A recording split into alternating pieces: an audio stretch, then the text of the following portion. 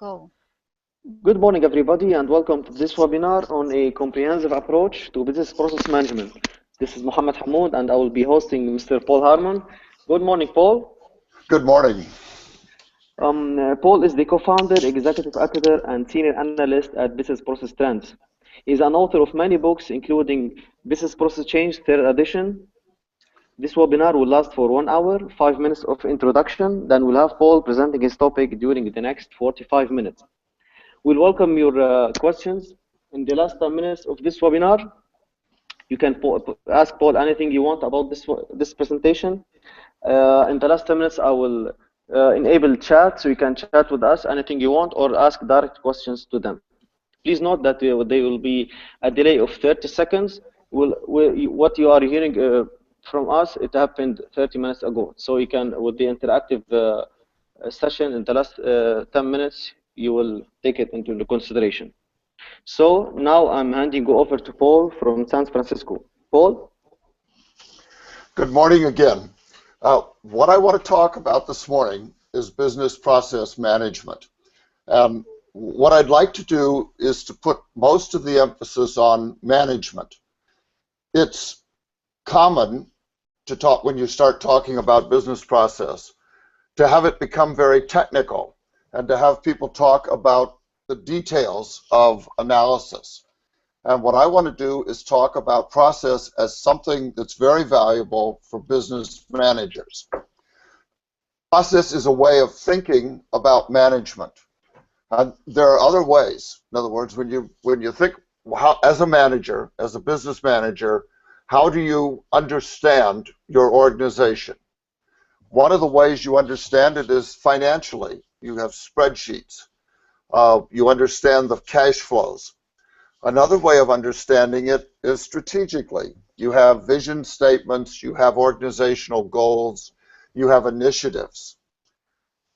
A third way of understanding it is organizationally, with organization diagrams or charts.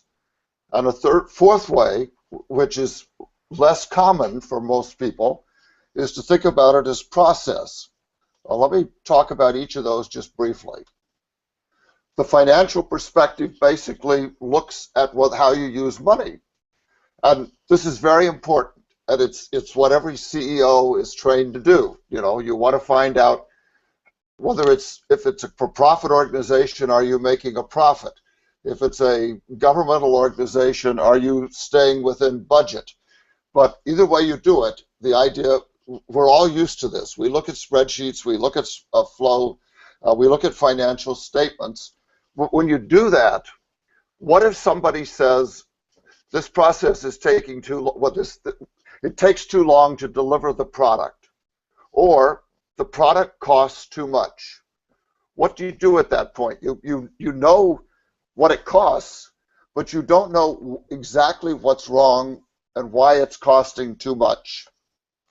When you look at a strategic perspective, you're looking at what are the goals of the organization? What are we trying to accomplish?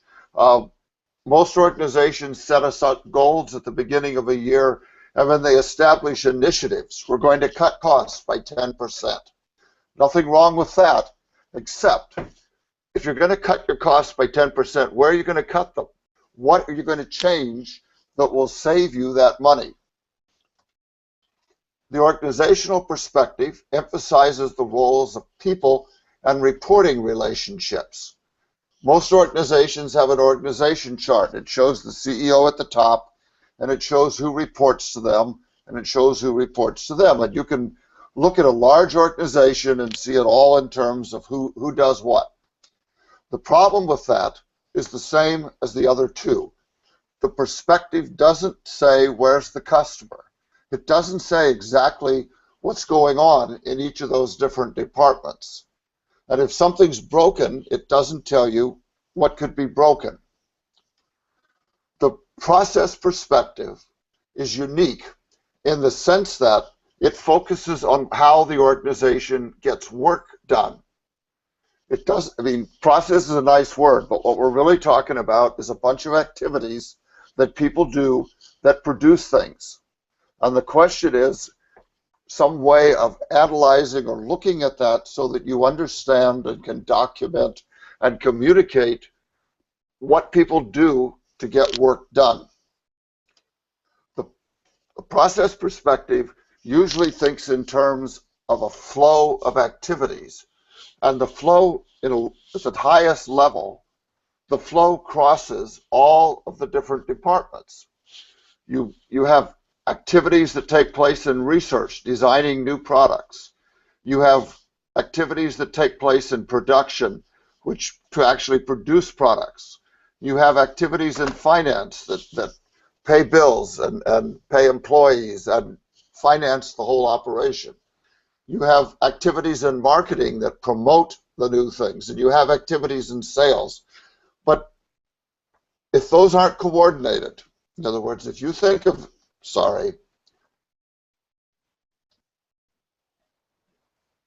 if you think of the organization like this, and think of activities taking place in each one of those boxes, then you don't have the picture of how it all works together. Moreover, I can tell you, having worked with a lot of companies doing these kinds of things, that if you start having big problems in a company, as often as not, it's the spaces between those boxes where the problems take place.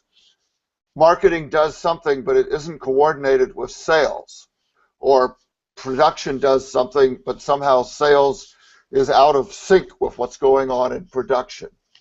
What you need is to have a vision for how you're working that lets you see how all of the things that take place in all those different departments work together to produce things for customers. And it's a unique perspective.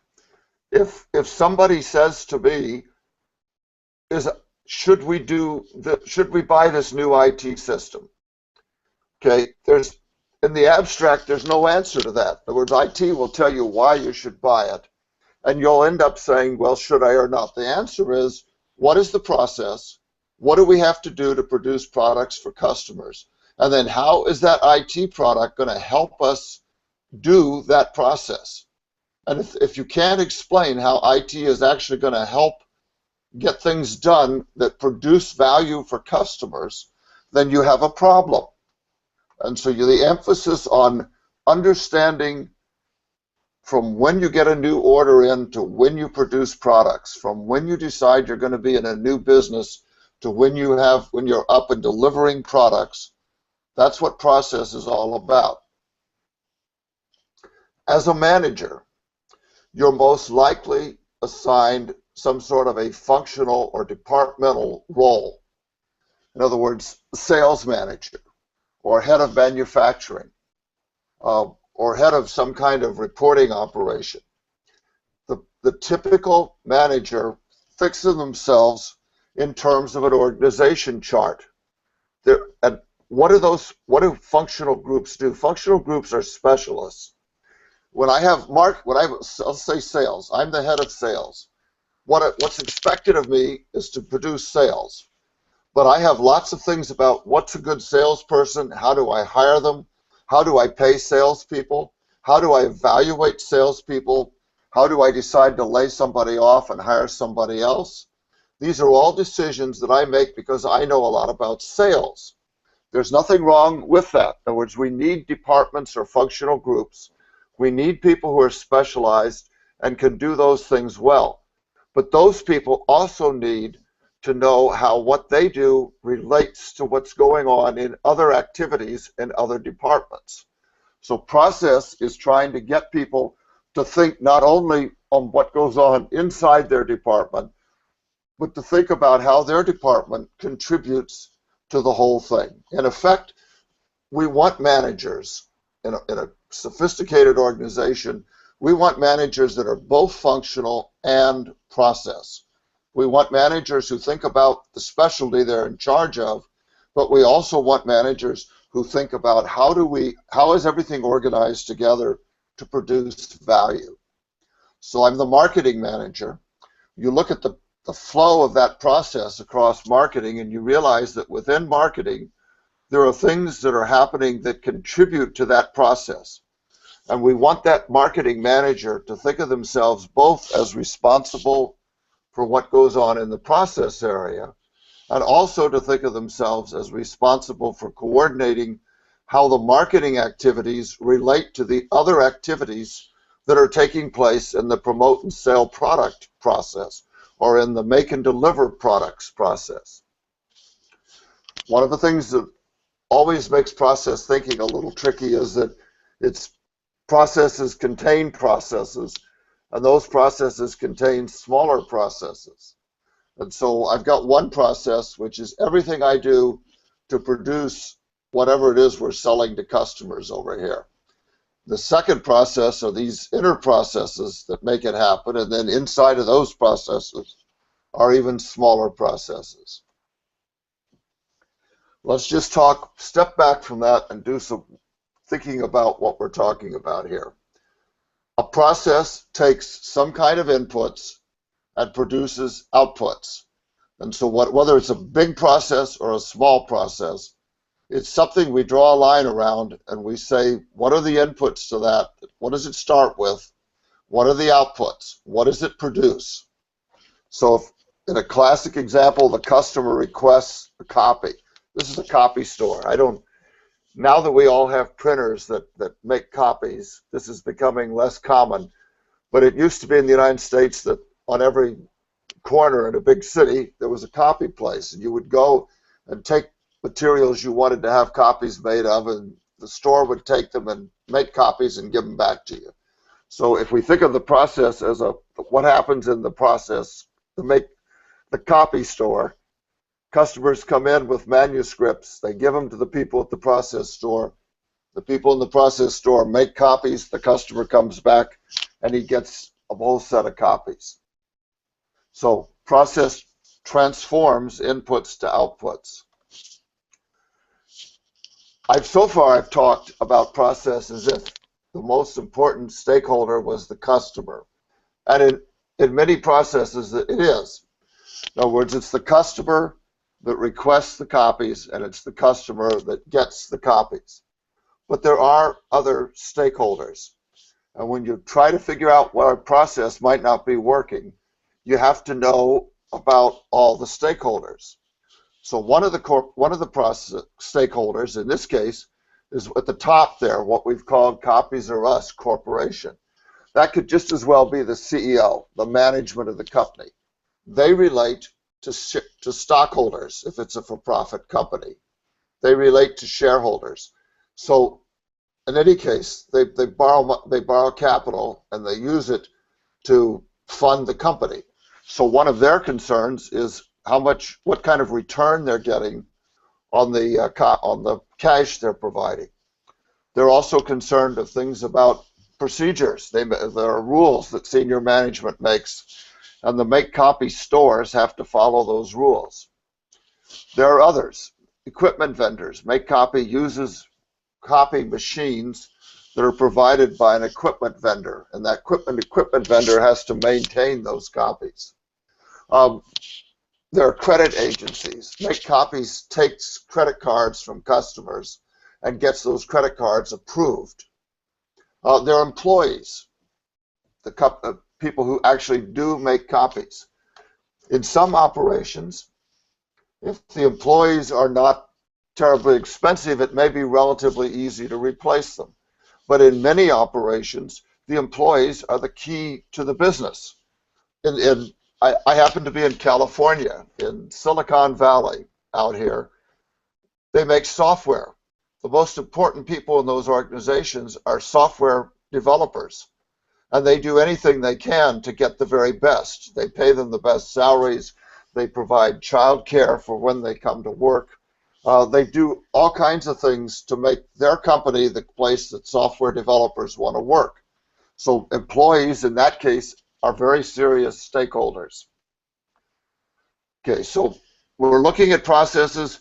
We want to know all the different people that are interacting with that process and how they're interacting with it. There are other people who care. One way of thinking about it is, what if the process went away? Who would care? And the answer is the stakeholders are the people who would care if that process stopped making any money. Okay, this is a broader view. Now we're going to look at this at a process a little bit bigger. And I put this diagram up. Some of the stuff we're showing here is stuff that only a process analyst would want to work with. But this diagram is something that any manager ought to be able to do this with the processes that they're responsible for. This diagram, the middle box, the yellow box, is the process. To the right, we have inputs. Who's making inputs to the process? On the left. On the right-hand side, we have outputs. Who's getting things from the process? So in this case, customers on both sides. Customers bring in orders. And on the other side, customers receive copies from the copy place. Okay. In addition, we've got two other groups involved here. Inputs are changed by the process into outputs, but people are used over and over again. Rules governing how the process is done are used over and over again. So these are the recurring things that we use in the process. We get those four types of things laid out, and then we say, how do they interact with the process? Well, on the left-hand side, customers bring in orders, customers will email orders, customers make complaints. On the right-hand side, we see where orders are picked up by customers, complaints are resolved, customers are given answers, and so forth. We then go back and we say, how efficiently is that done? How effectively is that done? And we happen to use, in this case, little red stop signs and little green go lights and little yellow caution lights. But it could be any symbol you want. But the point is, we highlight the ones that aren't working.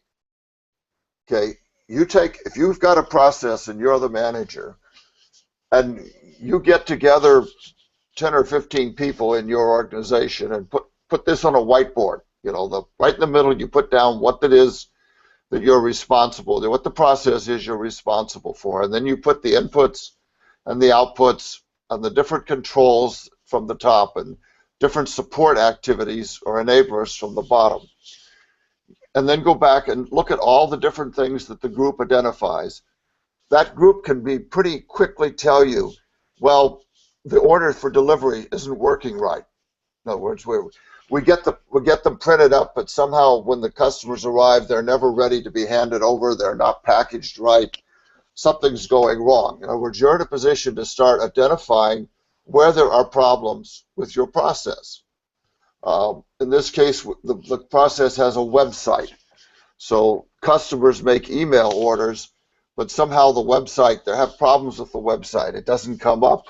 It doesn't handle them quickly. It doesn't pass the orders to the make copies process quickly enough. There are all kinds of things could be wrong. But at this point, this kind of a diagram gives you a high-level overview of the process and gives you the high-level things to look for, where you're interacting with stakeholders and with other processes, and it isn't working. This is key for really being able to, if you're trying to understand your organization. This is a more detailed diagram, and this diagram looks at a flow. So here, we've got the process, same process right in the middle there, make copies in yellow. Above, we've listed customers, and below we've listed people who are involved in helping hire employees and so forth. And we've divided that yellow area up into different sections, the way the company is divided. One of those might be marketing, and one of them might be manufacturing, and one might be sales. We've divided it up that way, and then we're looking at the specific flow of the process. So we've gone from here, where we don't look inside the make copies process, we look at how the make copies process responds and interacts with its stakeholders. Here, we look inside the process and say, what does it actually do? What are the steps that we go through? depending on where you are in management, you may not want to go very far in this direction. This is certainly something that people who do process analysis have to do. You know, if you hire an outside consultant or you have people in your organization who are trained as process analysts, they should be very good at making flow diagrams like this. But as a manager, your main concern is going to be at this level. You want to know what are the big things that are wrong. Why are the stakeholders unhappy? And then somebody else wants to drill in and say, exactly why is it not working the way it should? But okay, let me shift gears. We've talked about the importance of managers understanding process. And we've talked about some of the ways that a manager might understand a process. This is a diagram that shows what is generally called CMM, Capability Maturity Model. This was developed for the Department of Defense in the United States. The Department of Defense was unhappy with the fact that they often would let contracts and the company delivering the contract would not deliver it on time, or the product being delivered wasn't quite right, and they wanted it to be corrected.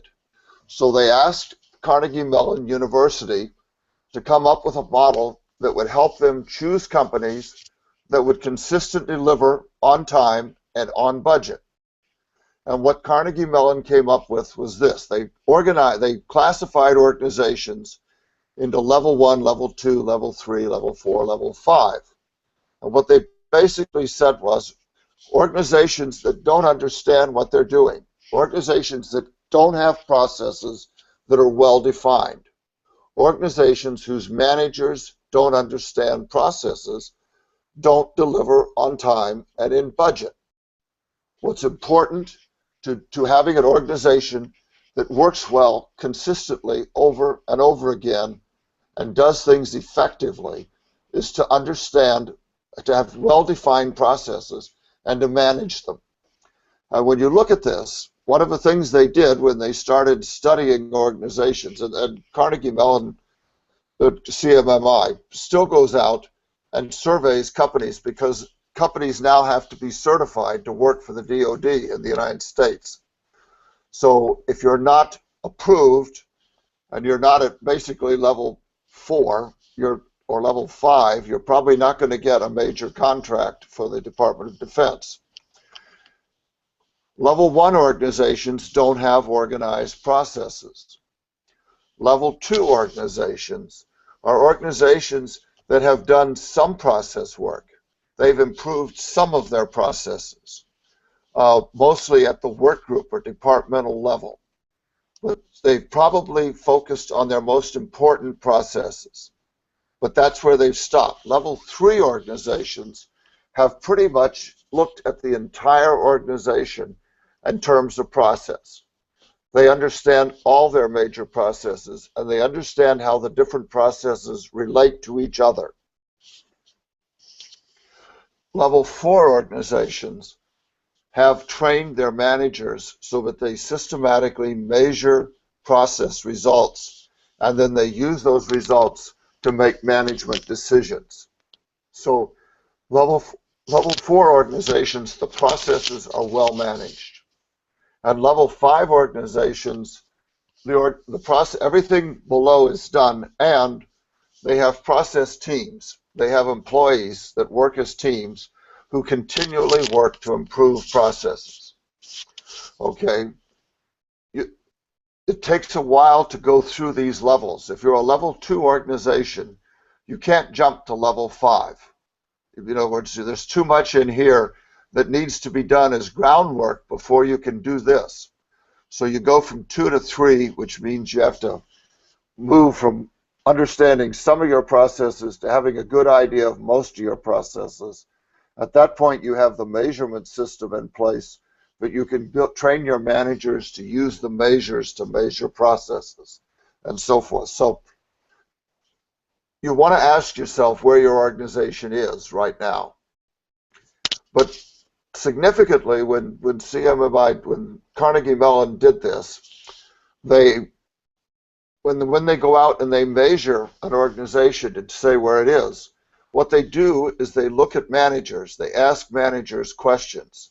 They want to know if the individual managers in the company understand their own processes. Do they understand how their processes fit with all the other processes? Do they have good process measures? Do they consistently use those measures to decide what to do next? And then do they have employee teams? So you want to know where your organization is, because that defines what your limits are, and it defines what you want to do next to try to get better. One of the things I mentioned is that organizations, you want to know not just one process, but all your processes. And the term process architecture or business architecture refers to an organization that understands its processes and how they fit together. And so in this case, we've got the make copies process, but there's also another process, maintain store supplies. And there's another process that provides human resources for make copies. And there's another process that manages the financial resources. You need to understand all those processes and their relationships as you move from a level 2 organization to a level 3 organization. If you want to go further to level 4, you have to start focusing on managers and what managers do. In this case, we've got the make copies process, and we have lanes that show that the take order process is managed by somebody called a front desk clerk. And the prepare copies operation is done by someone is a machine operator. And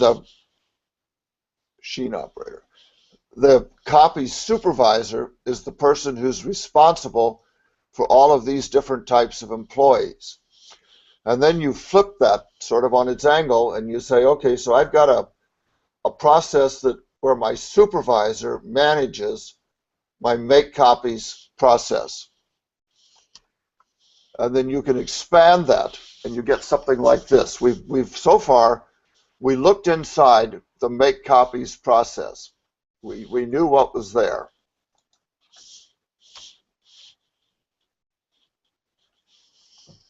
Sorry, get rid of that.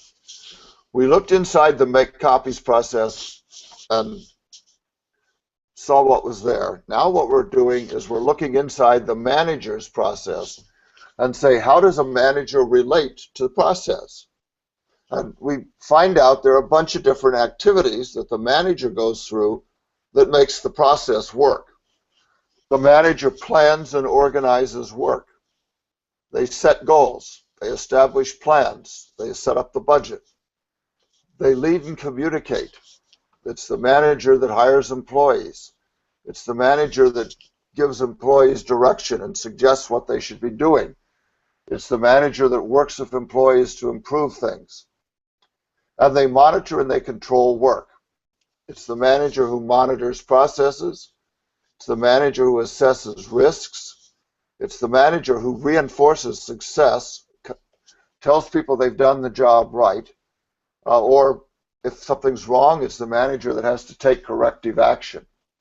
So just as the employees have activities that they do, managers have activities that they do to make processes work.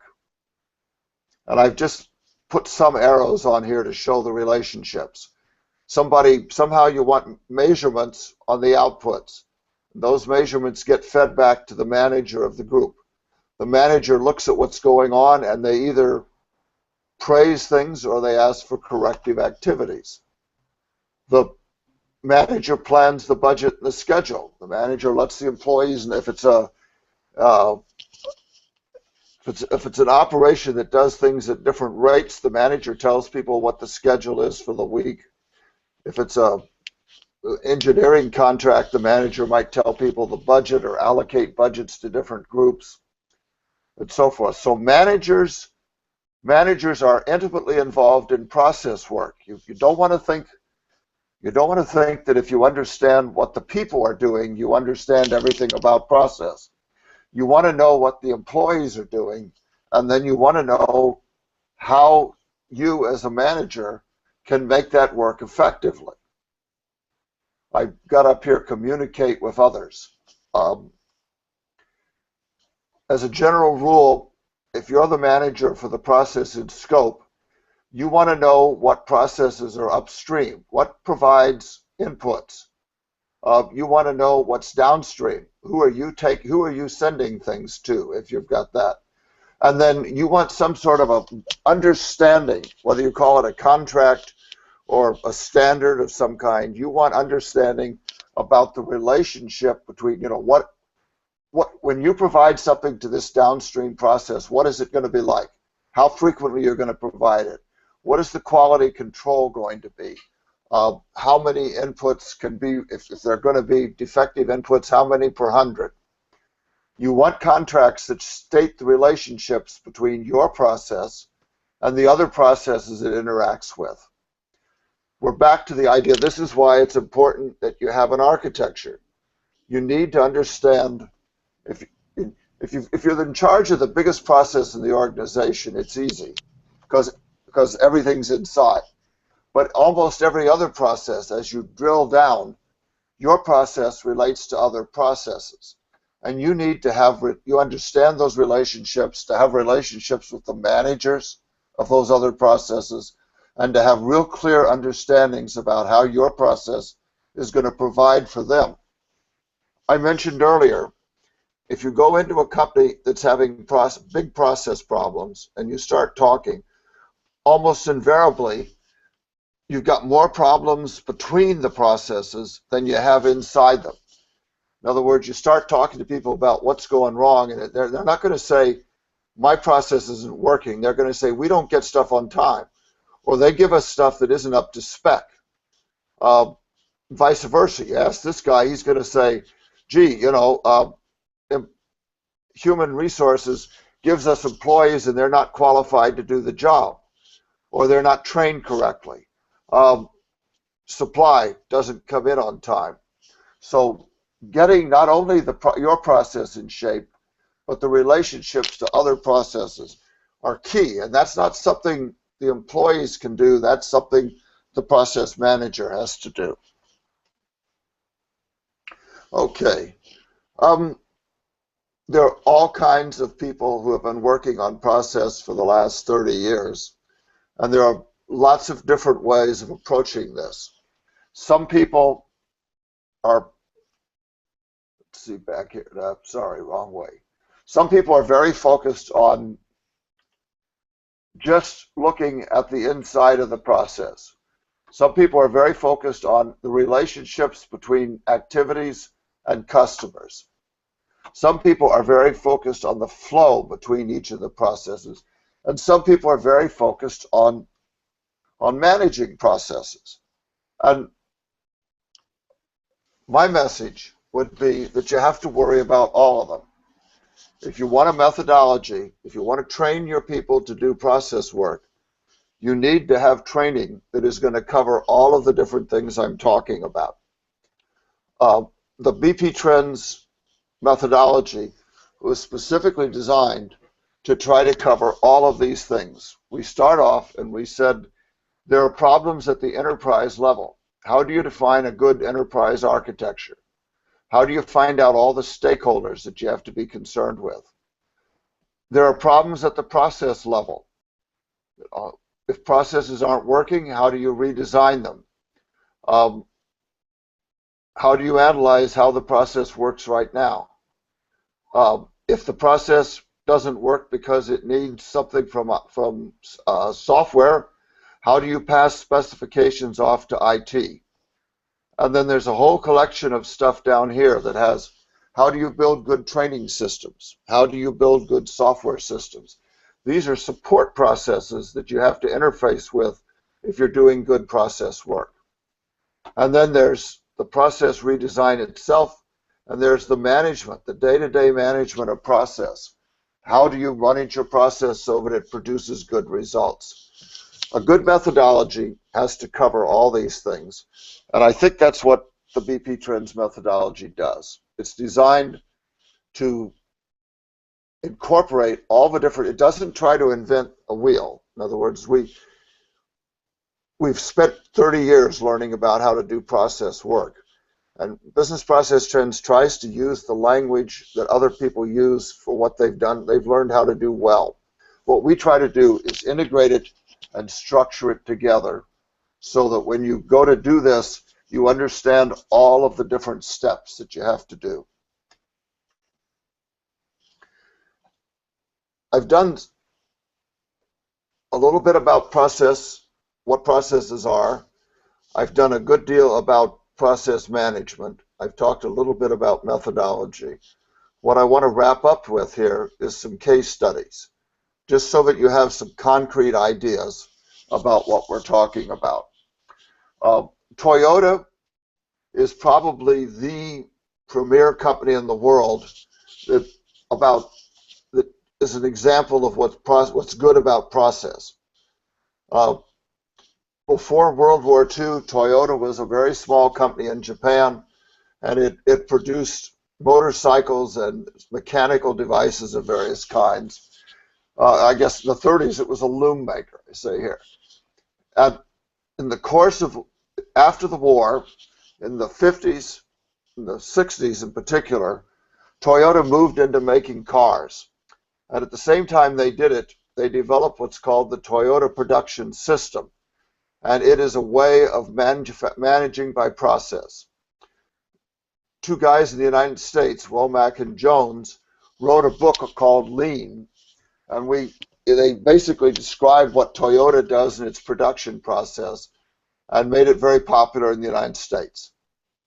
Okay, in Toyota, everything is process. Every activity is carefully measured. All the employees are members of teams. What that means is that Toyota is a level 5 company. You can't, if you're a level 2 company and you've got some of your processes defined, you can't adopt the Toyota production system approach overnight. Toyota has the CEO of Toyota appears once every year or so in some article in Harvard Business Review, and he always talks about process. He talks about why it's important to their company. He talks about how it's important that every employee understand process. By way of an example here, if you go to, I've been to Japan, you go to an actual Toyota plant, there's a team of people that are doing one particular job. And if somebody does the job faster, the team stops and they gather around that person and they want to have him explain what he did. And if he shows them, and if he did something wrong, which is what usually happens, in other words, they have a really good way of doing it. If he's doing something wrong, they correct him. And they let the people in training know that he got there on the floor without having the right information. If he's done something right, if he somehow has figured out how to make the process work a little better, they document it, and then they all start doing it. I mean, it's just unbelievable how detailed, focused they are on these process elements, and how the whole team is focused on doing the same thing over again and doing it exactly right. This is a very sophisticated organization. As you probably know, Toyota went from starting to be an automobile manufacturer after World War II, slowly becoming the largest manufacturer in the world. They passed General Motors, who was easily the largest manufacturer of cars in the 50s and the 60s. They've now bypassed them, and they produce more cars than General Motors. Okay, every event is a potential possibility for improvement. Toyota uses process throughout the entire company. This is one group in Boeing is called the GMS Group, Global Mobility Systems Group, and they produce an airplane, a C-17. They're actually now producing an even newer plane, but I'm not sure what that is, C something else. The C-17 is a plane that you can load tanks in that can fly to some remote area and land on a poor runway. In other words, it's a very specialized plane that's only bought primarily by military operation, mostly by the US, the DoD in the United States. They use these planes to move the military around the world when they need to. The Boeing, and I don't have the dates here, and I don't remember them exactly, but let's say in the 80s, Boeing got into trouble, and they were not producing the planes within budget, and they were producing them too slowly. And their major customer, which was the US Air Force, said that they were going to cancel the contract if Boeing couldn't correct things pretty fast. Boeing decided that the way to do this was to be a process-oriented organization. So they literally took this whole organization and redesigned it, and they set it up as eight big processes that are shown here. These are the core processes that produce the airplane. These are support processes. These are management processes up here. And this is the group that works on process, the process. Boeing did not do this overnight. It took Boeing 5 years to move from where they started to where they are today. But in the course of that, they ended up, first of all, in a reasonably short time, they got their costs under control. And in the long run, today, Boeing produces this airplane the most efficient of any specialized airplane product of this kind that's in the world. In other words, they've gotten to be very efficient, very good. Their prices are completely under control. They did it by saying everything is a process, and every manager is going to be a process manager. So where they used to have an organizational group, they've got a group now that's produced product, which is manufacture, and they've got sub-processes, and each of these people is a manager. The process group in Boeing has models of each of the processes inside each of these boxes. They monitor on a weekly or monthly basis what's happening in each of these processes. These people put the information online. It's all automated. They put the information about what their production output there, what's happening in their process online. These people have goals to see that they're being met, that they're within tolerances. If they go out of tolerances, this group shows up at this manager's door and says, this process is not working, we're going to have to fix it. So they're very process oriented. They use process throughout the organization. Every manager is a process manager. Cosmo built a standard process, and they started as a small cell phone company in Europe. They started buying other cell phone companies. In other words, the logic of their business model was to build a company that has lots of different small units. To define their own process, they used a business architecture framework called ETOM, which is a process architecture built by a large number of phone companies. For all I know, whatever the major Saudi Arabian phone companies are members of the telecom group, and they use ETOM. But this framework defines a process for a telecom company, for a telephone company. Once they had defined the process for the original Cosmo, then every time they looked at buying a new company, they sent their team of process people in. Those people did a quick analysis of what the process was like in that company they were going to buy, and then came back and did a detailed analysis of what was going to have to be changed to make the new company comply with Cosmo. So they've been able to buy 15 or more companies over a reasonably short time and to smoothly fit them in. At least in the West, if you know much about buying up other companies, it's often that companies buy companies and then don't get the value they wanted because they're not able to integrate them. By using architecture and process architecture, this company has done an extremely good job of integrating all these companies. Danish municipalities. This is a government process work. In Denmark, 90 cities formed a corporate group to set up common processes. And their processes, by and large, are standard to begin with in the sense that there are laws that the government has passed that define how police service is offered and define how fire service is offered and define how welfare payments are made. And these are handled by cities in Denmark. So in effect, what they've done is they formed a common group. The common group defined processes for each of these operations. In other words, and then each of the cities uses them. So rather than have to reinvent or form processes from scratch, each city simply uses common processes. This same thing, incidentally, is done in Canada. It's done in Australia. In other words, different countries have defined government processes, and then different smaller units use them. In addition to defining the process, which spells out what kinds of employees and what the standards are for employees and what the measurements are for management, they've also defined software systems that support these processes. So by getting together, they've been able to save a lot of money and do very good process work. Air Products. Air Products was a company that it has factories all over the world, and they wanted to standardize on ERP. They wanted to buy packaged software to use in their companies.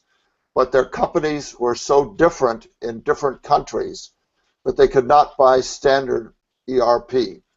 And changing the different ERPs every time SAP updated its software was costing them millions and millions of dollars. So they decided that they were going to step back, define common processes. They brought people from all over the world, there are different units all over the world together, sat them down in a room and said, we're going to have one standard marketing process. And it wasn't completely standard, but they largely standardized it. And then they went back and have one standard that they gave to SAP for what they wanted in the way of SAP applications. So their standard processes result in standard SAP applications, which then are much easier to update and save them lots and lots of money. Okay, I come back here just to remind you that CMM, when they go to look at process, they don't look at processes as such. They look at managers. They look to see what managers know about their processes, how managers measure their processes, how managers coordinate from processes from one organization to another. They believe that management is the key to good process work.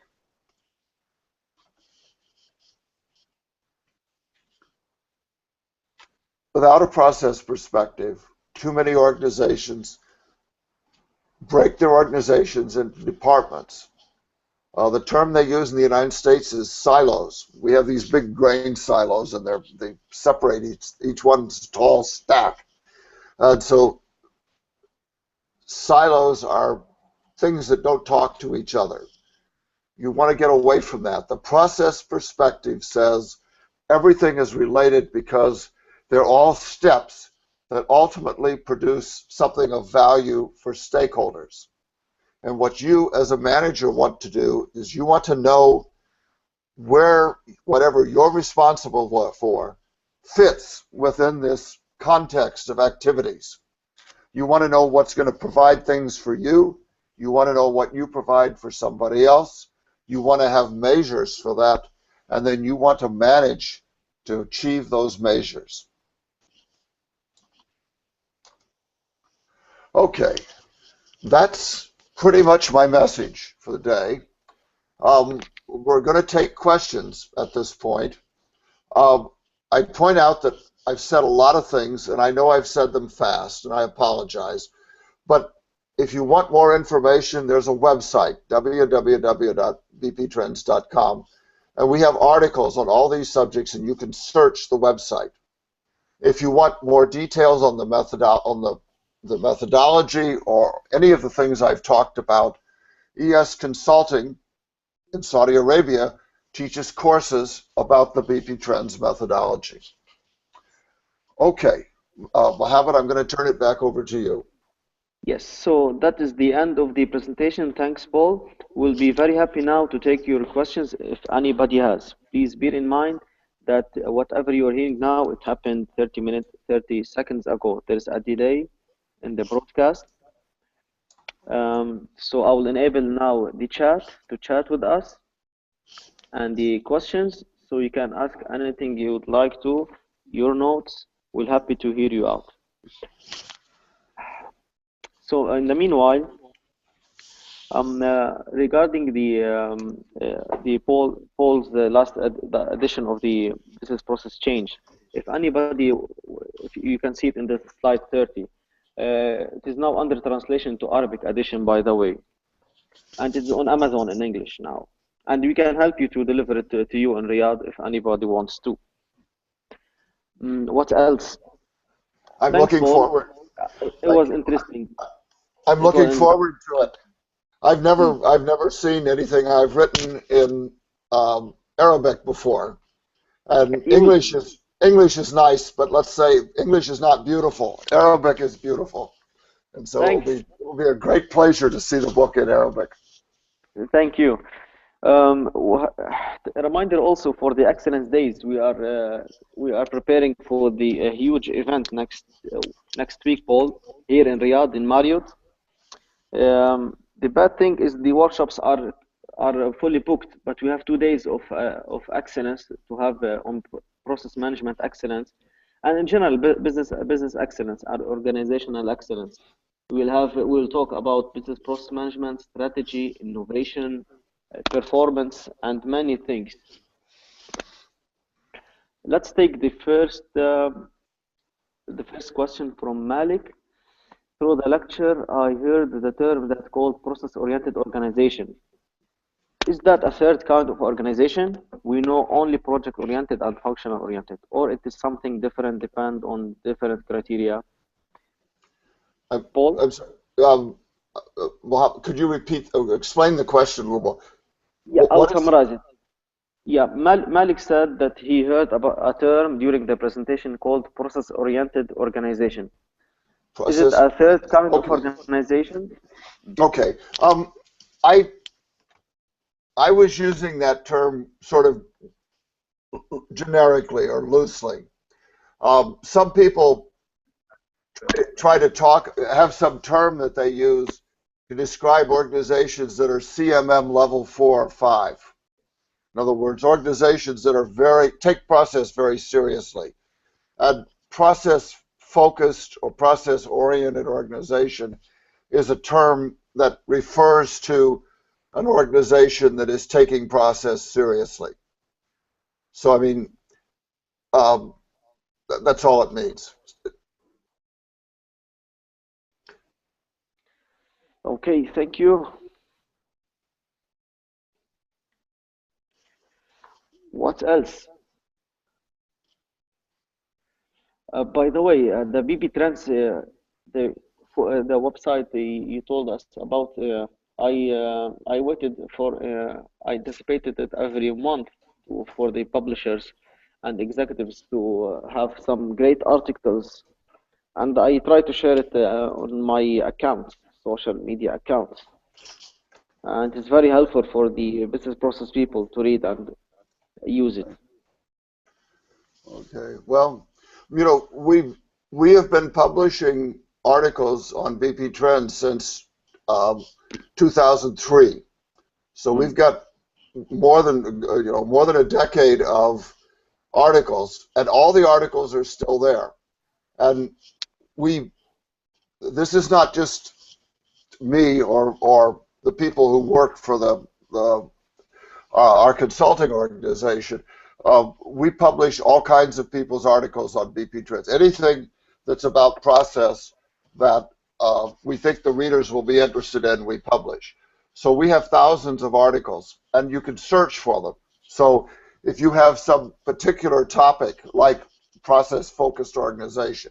You could go to BP Trends, type that into the search column, and it will produce a whole series of articles that people have written on that topic, and you'll get lots of different perspectives on it. I admit It's I did it before. I searched for old articles for certain topics. yeah. Yeah. One more question for Mr. Ahmed. The text says, I'm looking for how to manage changes in business model or strategy till apply to operational level, i.e. process model, if there is a tracking approach or steps to follow. Thank you. Um, it, when you, I didn't talk about change management at all. There is a sub area of process which is referred to as change management, and the techniques involved there are primarily communication techniques. In other words, if you're going to make changes in an organization, you don't want to just spring it on people. You'll get resistance. People are nervous to change. So if you're going to do it, you want to be systematic in letting people know what you're going to do, why you're going to do it. If it's going to affect their job, you need to tell them pretty quickly, not surprise them. So there's a bunch of techniques there, and then there's a bunch of techniques which are basically management techniques, which is, I did speak to that a little bit. In other words, if if if you go in and look at companies, you find out that a lot of people do things and they don't know what the results of what they do are. In other words, they make some assembly and pass it on, and they don't know whether the company, that assembly was used by the next group down the line or whether it was rejected. They don't know whether something they produced pleases customers or not. And so a lot of management, a lot of work with employees involves giving them good feedback, letting them know what they do, what it makes a difference. I mean, we always have to tell people if they're making mistakes, particularly if their products are being rejected. But we also need to tell them when they're doing things right. A lot of times people redesign a process and then roll it out, and in 6 months or a year, people aren't using it anymore. They're back to what they used to be doing. And in effect, they've rejected the process. And it's because they didn't have a good plan for getting people to accept and use the new process. And those are change management issues. And they're definitely addressed in the BP Trends class. It's one of the, there are a lot of things in the BP Trends class I didn't even begin to discuss here because there are a lot of aspects of process. How you work with people when the problem is decision making, or how you work with people when the product is bad training, and so forth. So, but yes, change management is very important. Thanks, Paul. Another question from Mr. Abdul Hay. He asked, how do we shift from organizational-based management to process-based management? Or how do we at least integrate between them? Well, you're not going to do away. Well, I mean, Boeing did, but Boeing is the rare exception. You're generally not going to do away with departmental structure. Companies keep that. I know very few that have gone to full process. And I mentioned earlier, functional units are very important because that's where your specialization is. You know, the head of finance wants the books in the company to be kept according to whatever the financial rules you're using are, and he doesn't want anybody being creative about the accounting. And so you want all the bookkeepers in every activity in the company to conform to standards set by the finance department. So those departments are important. At the same time, one of those finance people is working on some activity that's in a store that's producing copies. And they have responsibilities to the people and doing other activities that their reports don't interfere with doing work, that their reports are timely. And so it's a matter of coordinating. It's a matter of taking that chart that I showed and saying these things are departmental issues, and they have to be responsible, and these things are process things, and we have to be responsible for those as well. Um, in terms of management structures, companies do it different. What usually in the U.S. we refer to as governance. Companies have different models. Some make one person responsible for both the function and the process. Some people have two managers, and a single manager basically reports to both different managers. Some people set up the process as a committee so that the managers who are responsible for the different functional units are members of a committee that looks at how the whole process works. There are a lot of different ways of actually implementing it, and a lot of it has to do with company cultures, what companies want to do.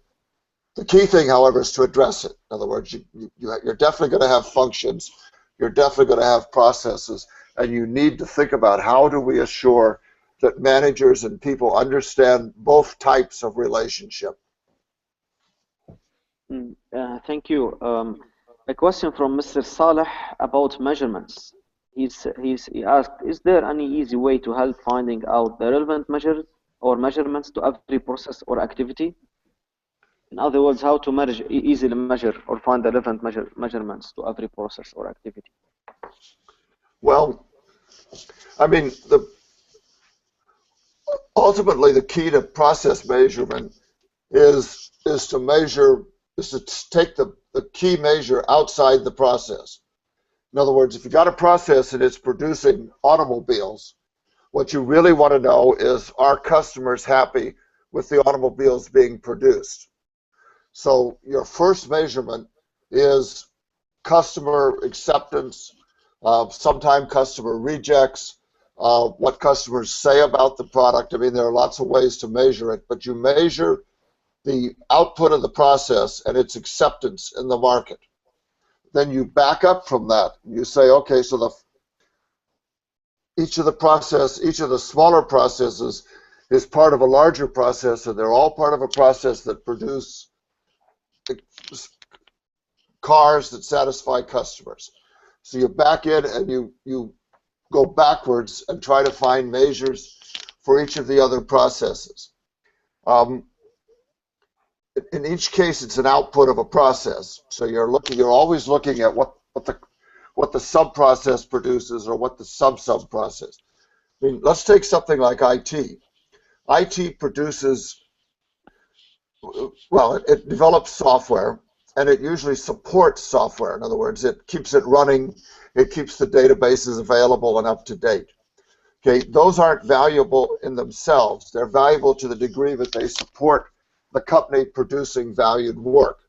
So you go back and you look at the points where in the real process where people are using those IT products, and then you ask, are they adequate? In other words, are the people doing marketing getting the IT support they need? Are the people doing this getting are the databases available to help the salespeople?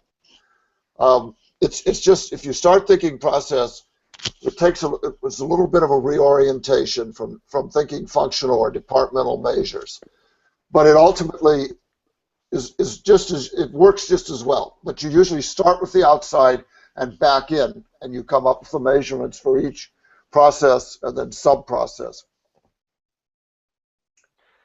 Thanks, Paul. Okay, measurement's a horrible, complex subject. There are all books written on it. So, I mean, I've hardly touched on it, but that's a start.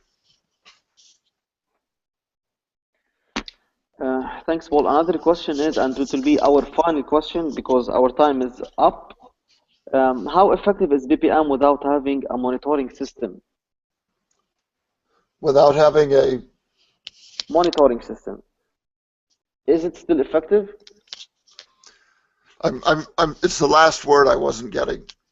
Okay, I will repeat. How effective is BPM without having a monitoring system? A monitoring. Yes, monitoring system. I mean, BPM is just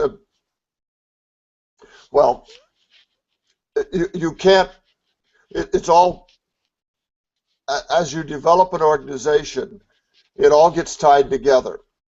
So you can, if you're just looking at one process, you can get away with all kinds of things. But when you start looking at how all the processes fit together to produce value, and then you start saying, is it working right?